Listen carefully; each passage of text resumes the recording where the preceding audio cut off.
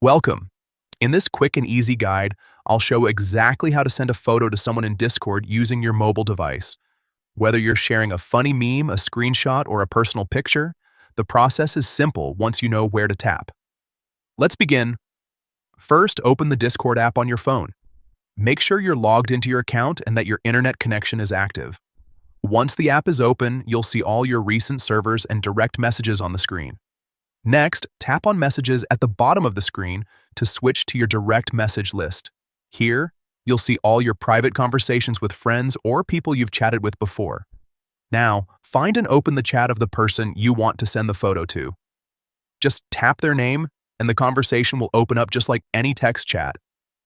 Once you're inside the chat, focus on the small plus icon located on the left side of the message box.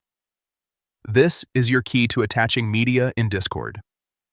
Tap it and a few options will appear like sending files, taking a photo, or choosing one from your gallery. To send an existing photo, select Choose Photo or Gallery, depending on your phone.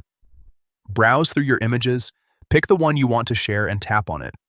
Discord will load a preview for you to confirm before sending. If everything looks good, simply tap the Send button.